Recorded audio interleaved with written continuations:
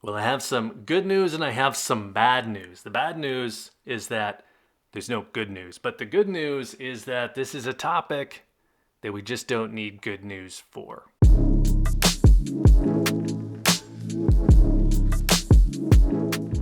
I'm not sure if the bank run topic is getting old yet. Usually I know I pay too much attention to too many people who pay too much attention to bad news, but I'm not really sure here. I'm not sure we're kicking a dead horse quite yet. I think this one still has some life in it, and this is kind of the big topic. This is a huge use case for keeping metals on hand in the first place. We hear so much about the possibility of all-out bank failures, and now with Credit Suisse in the news as well, we have people telling us again that it's all happening.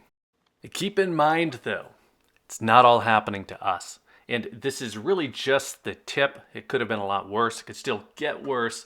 But in the big picture, it has to get worse before it truly affects us directly, at least beyond the increasing price of gold. And that's both good and bad. So I doubt Credit Suisse will be the last to be affected, but 4 days of this still doesn't make a trend. There have already been comments on how we'll all be paying for bailouts. I'm sure there will be more of those, but SVB failed. Its ownership and its management is out. And even if the bank keeps its name, we didn't bail out that bank or the companies who kept their deposits there.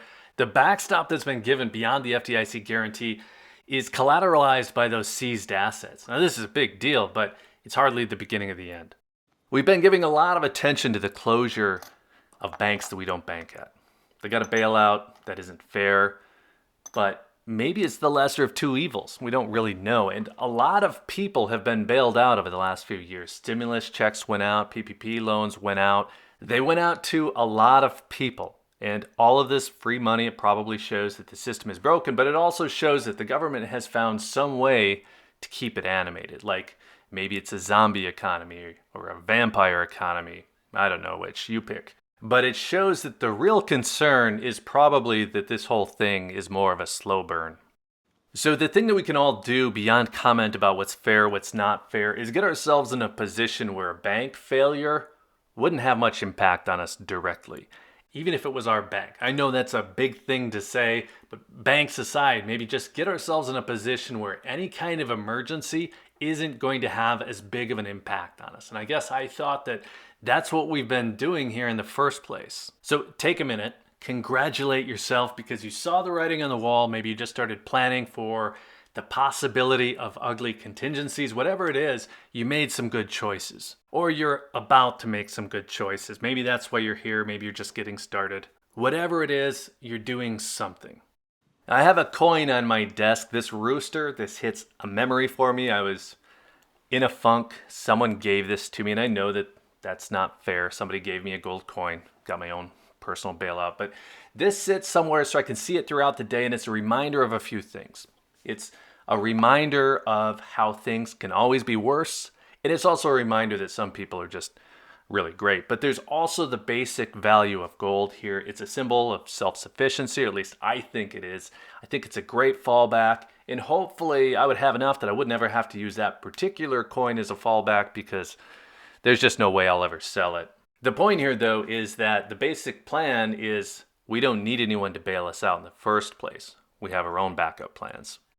Those plans revolve around backups that reduce stress. So it's a good time to remember that plans are supposed to start before the event you're planning for. I've heard from a few dealers now that retail sales are bananas right now. Lots of people rushing to buy. And I get it. Survival mindset kicks in when hypothetical cases get real. But the spot price of gold is $90 higher than it was a week ago, all based on a bank closure that most of us have no ties to. But that doesn't mean it's not a good reason to pay attention. The 2008 financial crisis, that was the logic that got me to buy my first gold coin. The non-logic, of course, was just its mystique. I mean, just look at it. But I put my plans on hold when prices shot up in 2011. I didn't start back in until prices dropped in late 2013. Now, you don't have to sit out the run, but it's definitely what I'm doing. Prices were at around 1908 today, and I figured that I will start buying again when the prices get back to about 1800, really where we were at a week ago. Either that or we start to see sustained prices at the current levels for more than a week. And I think for that to happen, we'll have to see some more bad news. Personally, I'm hoping for the drop in price.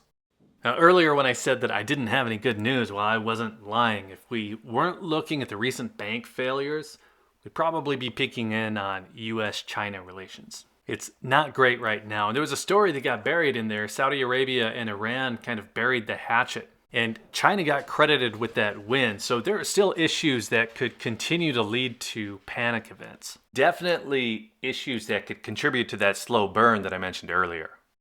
Now, I'll put this all together, and we need to look past the tree to see the forest. If the SVB issue didn't impact you, well, focus on continuing on your backup methodically. That's what I've been doing. Over the past 15 years, I've tried to get in one purchase each month. I did that from late 2013 through September of last year, so about 9 years straight of monthly purchases. Well, now my plan is a little bit different. I try to sneak in purchases between events, actually buy the lows when possible. And I've mentioned this already, but my plan is to buy more if we see a 10% drop. That's off a recent high, and more yet if we see a 15% drop. Well, the recent rally still hasn't pushed gold above those highs. So my buy figures are still $17.50 for a 10% drop and $16.50 for a 15% drop. I still really don't see either of those prices coming anytime soon with all of the news that we've been getting. So really my only planned purchases coming up are new releases in the 3 series that I'm collecting. I'll be grabbing the US Mint Liberty, the Perth Mint Lunar Dragon, and the Myths and Legends Phoenix. But outside of that, it's going to take some pretty big price drops to get me off of my normal plan. What I will do is keep a monthly purchase going. I made a purchase this month already, so I'm kind of off the hook already. Don't have it with me right now, but spot was at $18.20. Pretty easy buy, but I've been expecting that Phoenix to hit any day now. And that will be a good test for me if it comes out when spot is in the 1900s. We'll see if I'm actually patient or if I'm just saying that I am. So rather than getting into where the prices are going, I'll just say that for 8 years straight, I bought a 1/4 ounce Eagle. And if I was doing that today and spot jumped $90 like it just has, well, the difference that I would pay on a 1/4 ounce gold coin would be an extra $23. So not really a big enough deal for me to get off of my plan. And the reason that I mentioned this is really just to point out that for all of my talk about being patient, well, if it wasn't already past a personal goal, I would just buy anyway. I wouldn't buy more based on bank panic, but I also wouldn't pass because I had to pay $23 more buying in the heat of it. So if your panic buy is costing you an extra $23 or even an extra $90, it's probably not a big thing. But if you're really caught up in all the news, I just say be a little careful. Prices are high. I wouldn't personally be withdrawing all my cash to load up on gold right now. Personally, I'd be more focused on making sure all my savings were in FDIC conforming accounts. That'd be the first thing I'd do. I'd have some cash on hand. That'd be second. And then I'd have some gold as a backup. And that's not really third. I guess I've had that all along. So same plan as always. It just seems like a really good idea right now. So let's call it good there. Hopefully the next video will have nothing to do with bank runs. This one was really mostly about reconfirming what all of us are already doing, what all of us already believe in. But let us know where you're at with everything going on right now. Same plan, or are you doing something else? Let us know. And then while you're there, be sure to hit the like button if you found any of this interesting. Be sure you're subscribed with notifications turned on if you'd like to see more on the topic. And hey, if you're still here, thank you again for watching. I always appreciate your time. Take care.